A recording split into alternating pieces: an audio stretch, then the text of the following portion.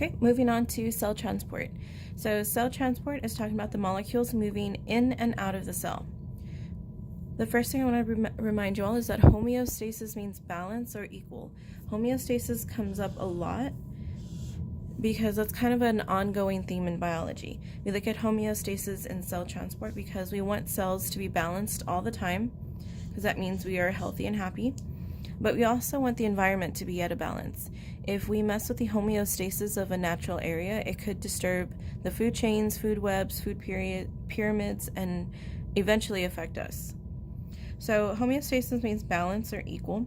In tonic solutions, the balance is isotonic. In isotonic, that means that there's the same amount of molecules on the outside as there are on the inside.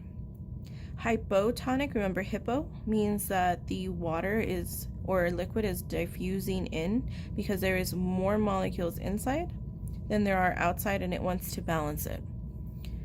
Hypertonic, think of hyper, and somebody who's hyper wants to run outside. So everything is leaving the cell because all of the molecules are outside of the cell. Next, we have the layers of the cell membrane. So remember, the cell membrane is just not one thin layer of something. It's a double layer of lipids. So each one of these little balloon-looking things is a phospholipid. These phospholipids line up in pairs of two, and they control what enters and leaves the cell. So in this case, we have osmosis, which is water diffusing. Diffusing is the natural movement of any molecules, like our diffuser in class. It's going to naturally diffuse the smelly good stuff into the rest of the classroom. So osmosis is the diffusion of water. So water can fit in between the phospholipid, and it's going to diffuse, like in the tonic solutions up here, wherever it needs to go to balance out the cell. When we have other molecules that are moving in and out of the cell, we call it simple diffusion. So this also requires no energy. It just does it naturally. It just moves on the concentration gradient from high to low. Then we have facilitated diffusion, and facilitated diffusion is where molecules need a protein channel or a gate.